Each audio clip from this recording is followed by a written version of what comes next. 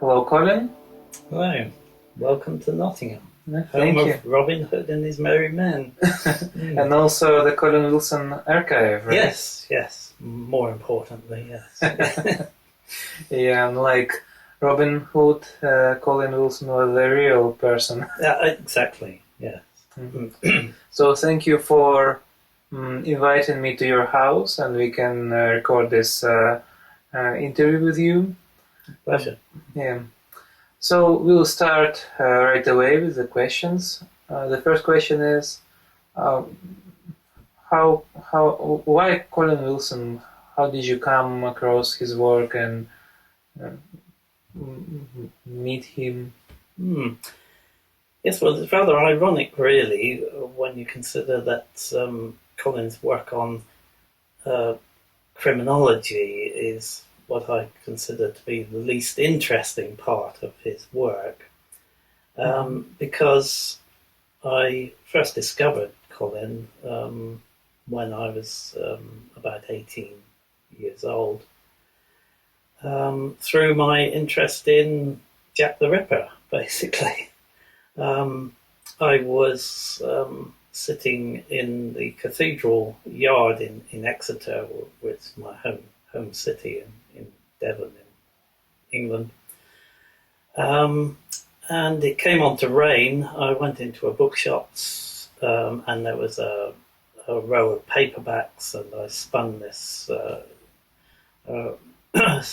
spinner on which the paperbacks were situated, and it stopped with Colin's novel Ritual in the Dark, which said on the front that it was a modern day Jack the Ripper thriller. So that's really how I first discovered Colin, completely by accident.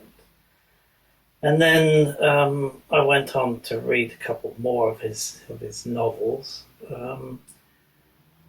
But then I got a job with Devon Library Services, and I was put in charge of shelving special collections. And one of the special collections was a collection of fiction by writers whose surname began with W. So all of Colin Wilson's novels were there, and I worked my way through them.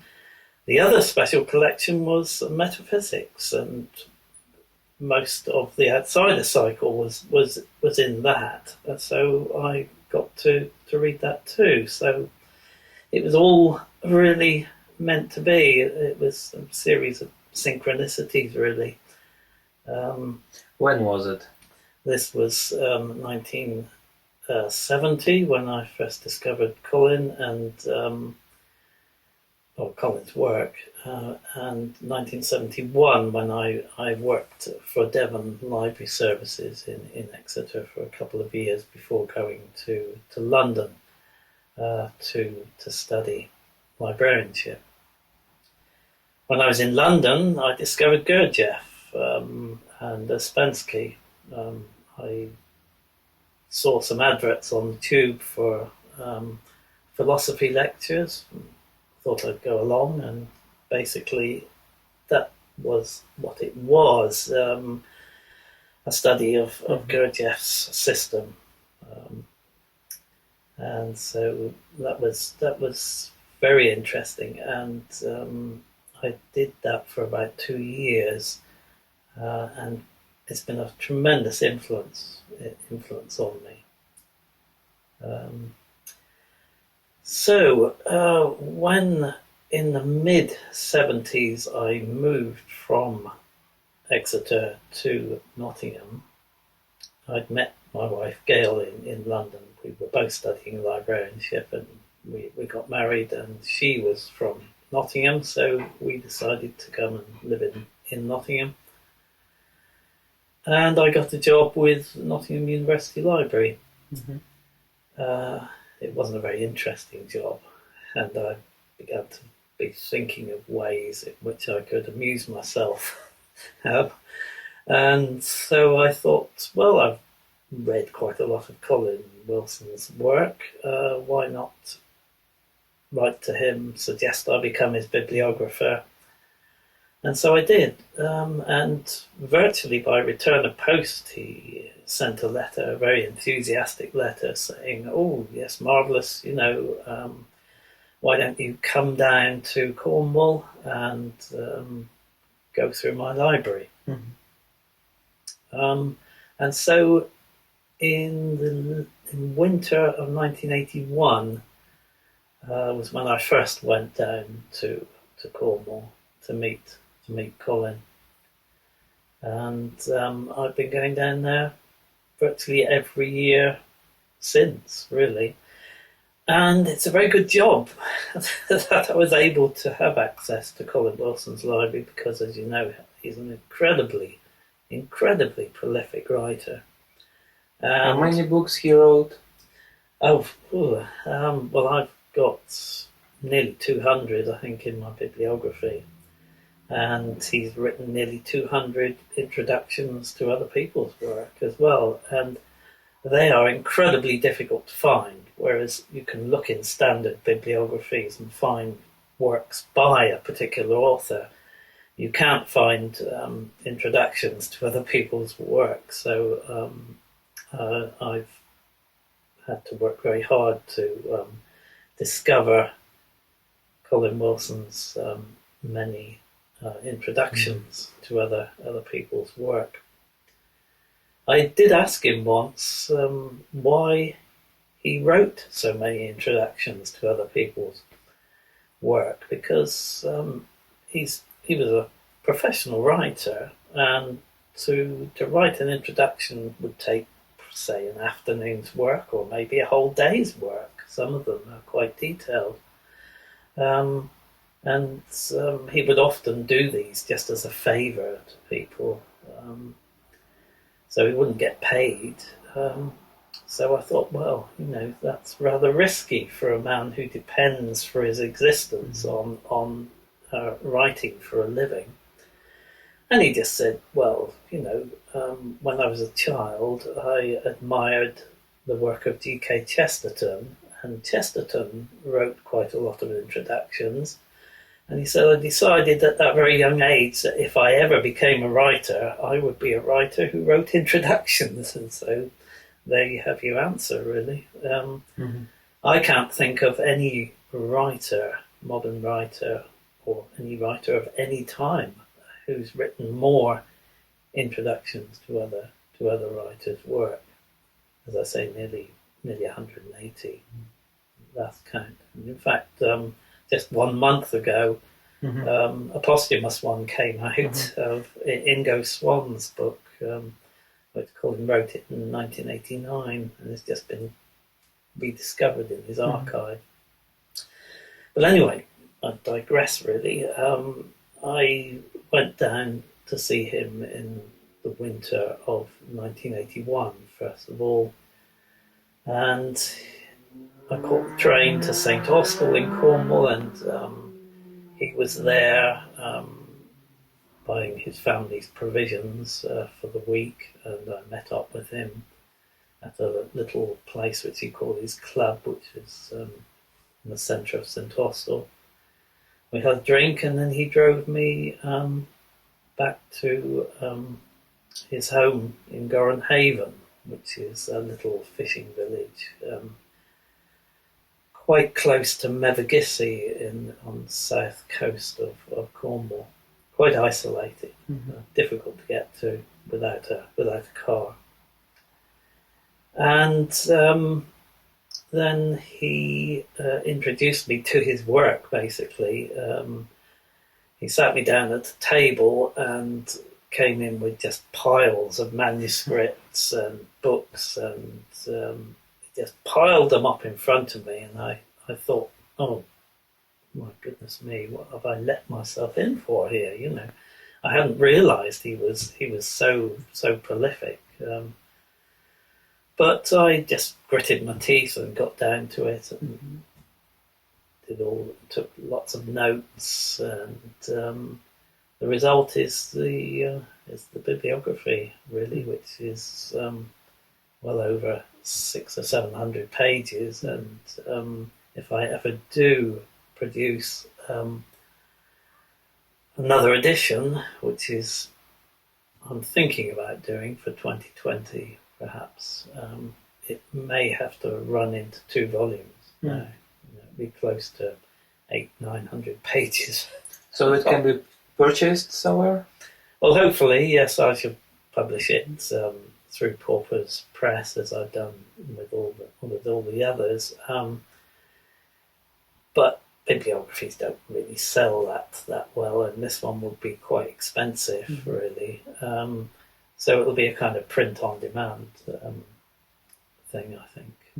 So you met Colin Wilson in the early 1980s, and what was your impression of the man? Well,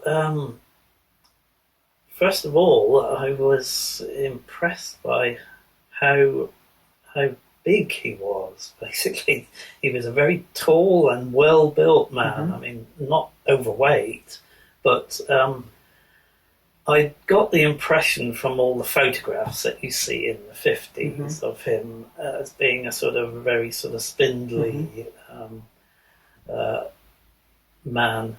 And so that was my first impression. I thought, gosh, he's a very substantial man physically.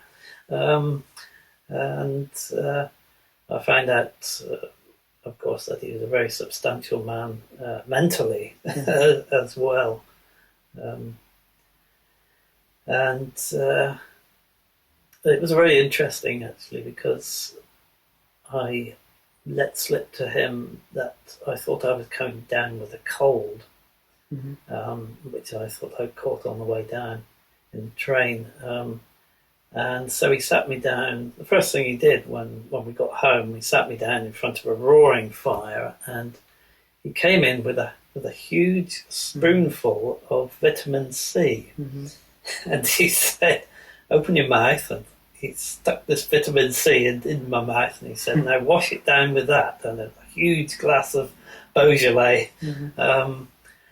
And so that was my introduction to Colin Wilson. And then I stayed for a weekend, and the weather turned very bad on the Saturday night, and a really intense storm blew up on over Cornwall, and one of the lifeboats close by went down with all hands. It was quite a memorable weekend, really.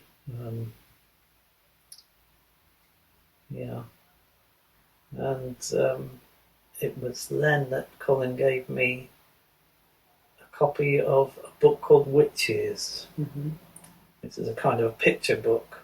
It had just come out. I was just leaving, and a box arrived, and it was this book, and he took a copy out and signed it for me, and that was the first thing that he gave me of his work.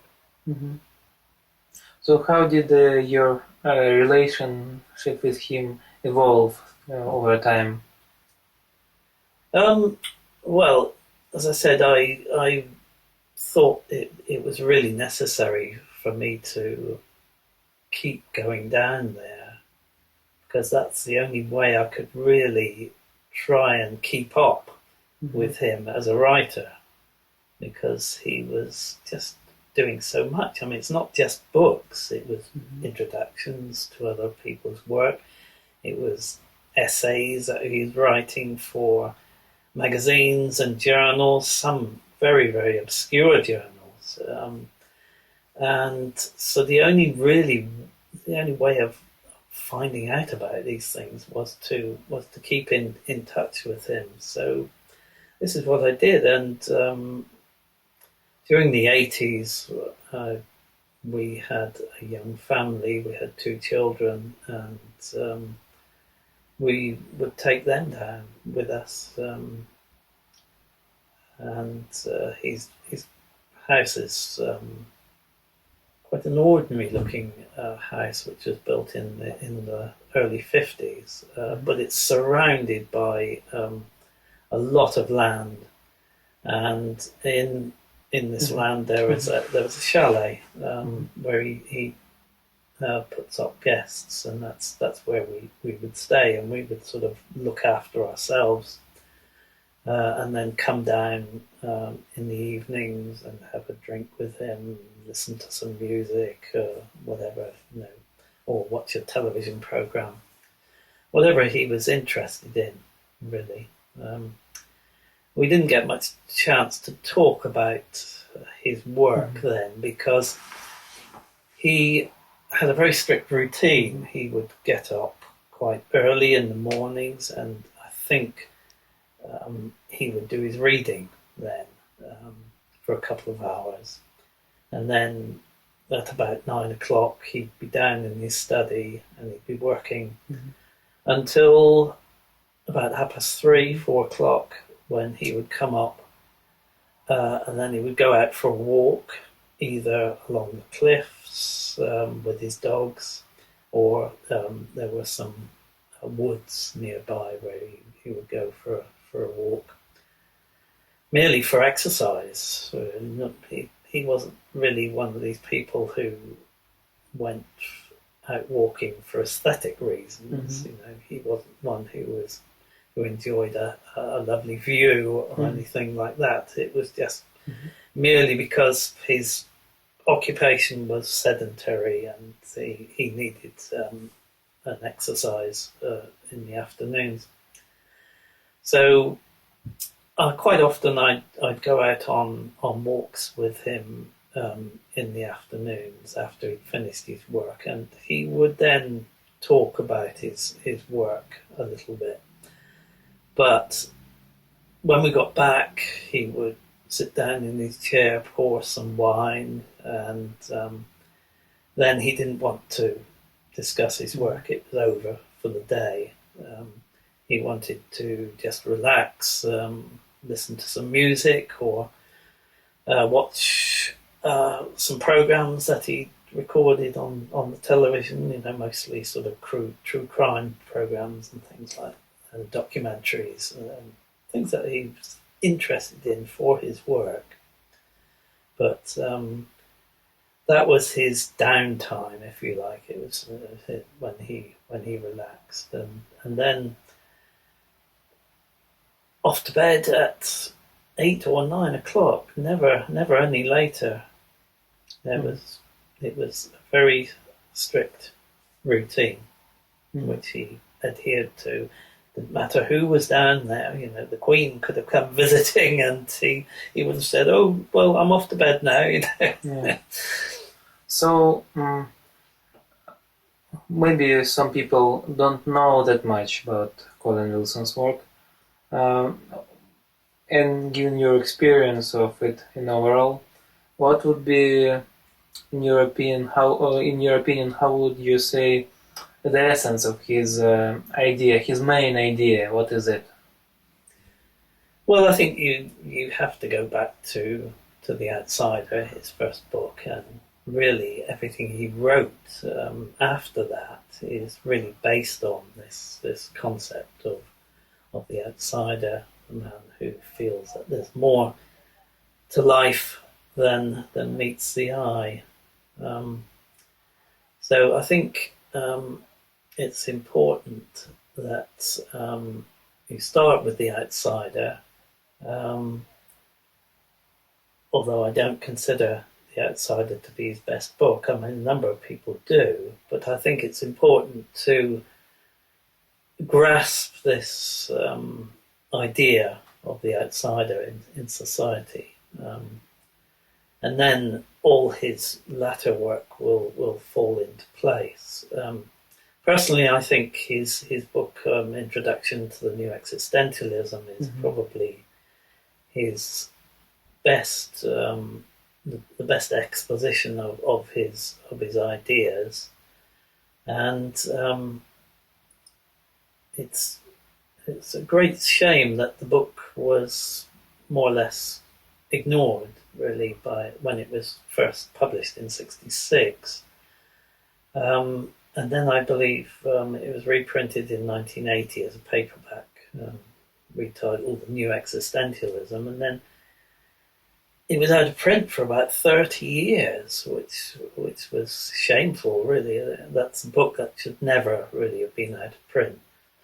But interestingly, within the last month, 2 new editions have appeared.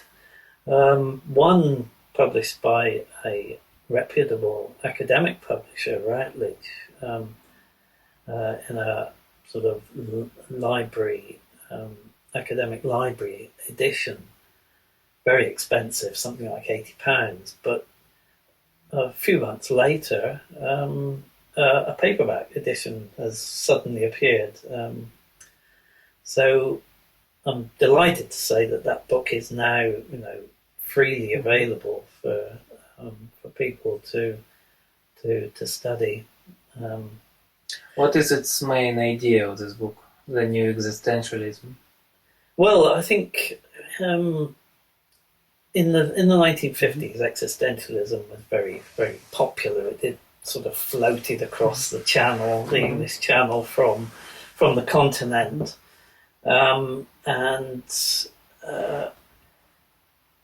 but it was essentially very pessimistic. I think people like Sartre and Camus were saying, "Oh yes, we're free, we can do what we want," but inevitably it's all meaningless because there's no meaning to life, basically. Man is a useless passion, and all that stuff that Sartre was fond of saying. And so Colin wanted to turn this whole thing on its head and produce what he called a positive, optimistic existentialism. And he's saying, no, there is quite clearly meaning to life, and we should be examining why we are here, what we're going to do with our lives now that we are here. And so I found that to be very, very positive and exciting, and something that I wanted a piece of, really, because it puts something positive into society and into our lives. Why do you think it's important for people to get acquainted and read Colin Wilson? Basically, for that reason, because of his optimism, his belief that life does have meaning and purpose, and well, there are so many aspects to his work, and you can approach him from so many different angles. He's, I suppose you'd call him the quintessential Renaissance man, who's interested in everything, really. And it's that sort of enthusiasm and interest that his work inspires. For example, when I first read The Outsider, I got about halfway through, and I thought to myself, well, he's talking about all these writers I've never read. And so I went off at a tangent and started reading all these authors, Sartre, Camus, Dostoevsky, and it opened out a whole sort of Aladdin's cave, really, for me, just reading The Outsider. But unfortunately, I got too embroiled in the Sartre pessimism thing, and it was a kind of a dark period in my life when I just moved to London from my home, and I was living in a little a room all on my own and reading Sartre and Camus and getting more and more, getting more and more depressed. And kind of proof of what Colin Wilson was saying about those authors. Exactly, yes. So I then fortunately went back and read The Outsider from beginning to end and saw that Colin Wilson wasn't sort of advocating this at all. He was saying, no, this is not how it should be. Mm-hmm. Quite the reverse, So, yes, I think that's what's so important about his work. Mm-hmm. Well, how would you say, what is the main question, main dilemma of an outsider, and what was the solution that Wilson proposed? Well, an outsider, as I say, is someone who doesn't quite fit into society, who feels that there must be more to life than sort of the humdrum, the everyday.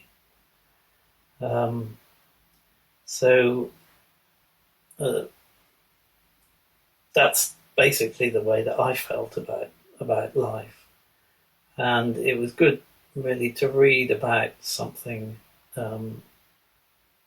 which explained to me that I wasn't the only one. As far as his solution was concerned, well, of course, there was a progression from being an outsider. What Colin is saying is that we shouldn't stop with being outsiders. We shouldn't just aspire to be different or whatever. We should aspire to go beyond the outsider. That again is a very interesting aspect of his work, because it is progressive, it's evolutionary. Beyond what it's like beyond the outsider. Well, to progress above and beyond just being different, to having this sort of feeling that you don't belong to society, but that can be a very negative thing. And of course, that's really why Colin was so interested in serial killers and people who committed motiveless murders, because they too were outsiders who felt that somehow they had some sort of a grudge against society, and they wanted to pay back society for things which they thought they should have, and that they didn't have. And so instead of applying disciplines, they wanted to take shortcuts to advanced consciousness by committing murders. A lot of the serial killers said, that they never felt so much alive as when they were committing the act of murder.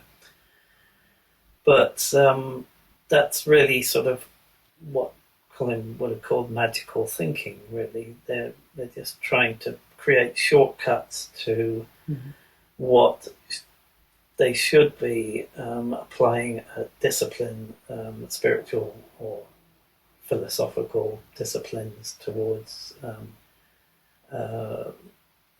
evolving spiritually or evolving their consciousness. Wilson speaks about, in his work, he speaks about intensity consciousness and power consciousness. Can you say a few words about it and how it is related to the feeling of meaning of life? Yes, well, I mean, Colin was very keen on this idea of Husserl's, wasn't it, of phenomenology, the way that we sort of fire our attention at things, like an archer firing an arrow. And in periods of intensity consciousness, we can actually see the world as it actually is. And this is really what he's trying to advocate, when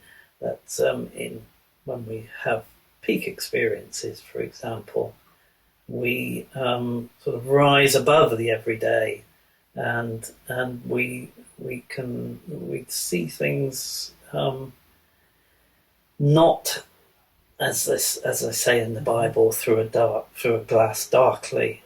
We sort of cleanse the doors of perception, as Blake would have said, and for a moment we can see things, see the world, see our position in the world, see our position in the cosmos, see the connection between everything as it really is. And so I think that's really what he was talking about when he was talking about intensity consciousness. But of course, the problem is that peak experiences are very fleeting. I've only had one really intense peak experience in my life, which was many years ago. But it was an experience that I shall never forget, and which revealed to me that there is more to life than meets the eye. What sort of experience it was? Well, it was quite interesting. I was living on Dartmoor at the time, which is sort of in the West Country in England, a place where there's a lot of moorland,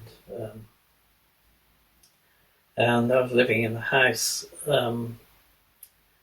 there, and I'd been out for a walk on the moors, and so I was feeling quite open and relaxed. And I sat down, and for some reason I decided to contemplate the flame of a candle.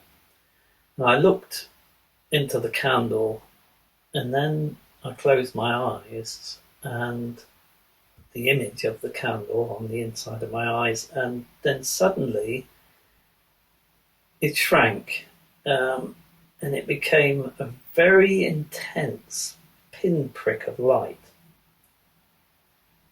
And then suddenly it just burst, and I was sort of flooded with this light. And all of this must have happened in a very, very short time, a very short period, a matter of seconds, but it seemed to me like it had happened over much longer time. And when I came to, I found that everything was really clear and precise.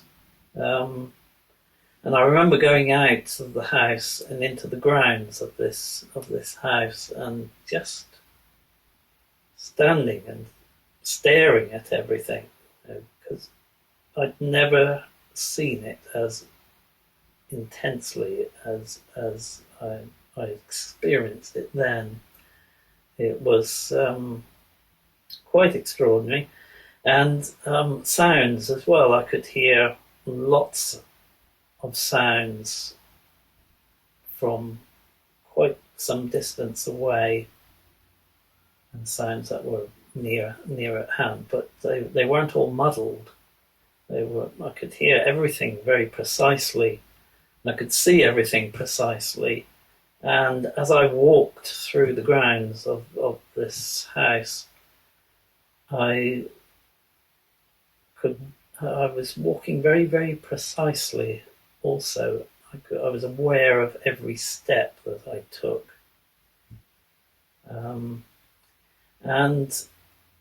I retained this for several hours. It was quite an extraordinary experience, which, as I say, I've never been able to recapture, not sufficiently. It is a sort of peak experiences that Maslow, the famous psychologist, he introduced the term peak experience. Yes. And Colin Wilson writes that he wanted to use the term mystic experience, right? So Colin Wilson and Abraham Maslow, they were kind of friends, right? Yeah. Yes, can you tell about their friendship? Well, it all started apparently in 1963, I think it was, when Abraham Maslow wrote to Colin Wilson saying that he'd read his book, The Age of Defeat, and he was very taken with, excuse me, I've got, it's hay fever, so my eyes tend to run. It's a bad time of the year. So Maslow was very taken with Colin's concept of the fallacy of insignificance, because he was experimenting with his students in a similar thing, and so their relationship started there, and they corresponded quite regularly. And then when Colin went over to the States on, must have been 3-4 occasions in the 60s to lecture. I think it was at Hollins College in Virginia. He was at various universities as visiting professors, and I think they met on several occasions there. Maslow didn't come over here, as far as I know. No, he didn't. No. But they retained their correspondence, and towards the end of his life, Maslow wrote to Colin saying that he was hoping that he could persuade his university to allow Colin to come over and work with him. This was at Brandeis University, but as we know, he died suddenly of a heart attack, and so that never happened. But it's intriguing to think what might have happened if that had come about. I suppose it's possible that Colin might not have accepted his invitation. He might have preferred to stay in Cornwall and continue his writing, but he might not have, and who knows. So currently in Nottingham there is a Colin Wilson archive accessible. Can you tell about it? Where people can find it, how they can access it? Yes, well, the Colin Wilson archive consists of 2 parts. It's the Colin Wilson collection, which is the printed books, which is basically my collection of his work, which I donated to the University of Nottingham. And the Colin Wilson archive, which is his manuscripts and correspondence, his journals. So it's got 2 parts to it. It's accessible to the public, but you have to apply to the University of Nottingham, where it's situated, in advance, and tell them exactly what you want to see from the archive, so that they can prepare it beforehand for you. because the it's not an open access archive. Everything is in a store, and it can be produced to order. So the contents of the archive are online. If you go to the University of Nottingham Department of Manuscripts and Special Collections website, you'll find all the details there, and the books are all listed on the University of Nottingham's online catalogue. So there is a film based on Colin Wilson's book, which was produced recently, and you've been a part of it.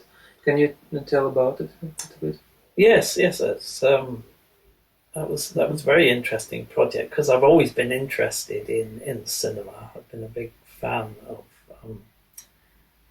of world cinema in particular, not particularly Hollywood.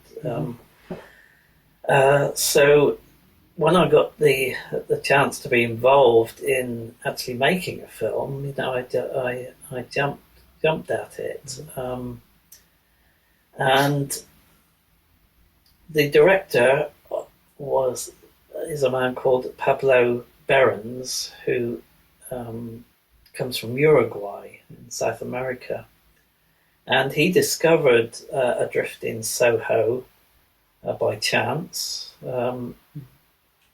in a Spanish translation, a Portuguese translation in a bookshop in Montevideo when he was a youth in his teens. And he's been obsessed with the book ever since. And so when he came to live in London, he was determined to make a film of the book. In 2009, Colin Wilson gave a lecture in London at St James's Church, Piccadilly, which I believe you visited. Yeah, also 35 years ago, Andrei Tarkovsky gave a lecture there. Did he, really? Yeah. Oh, that's interesting, that really is. And of course, Colin Wilson's memorial service was conducted at St James's Church.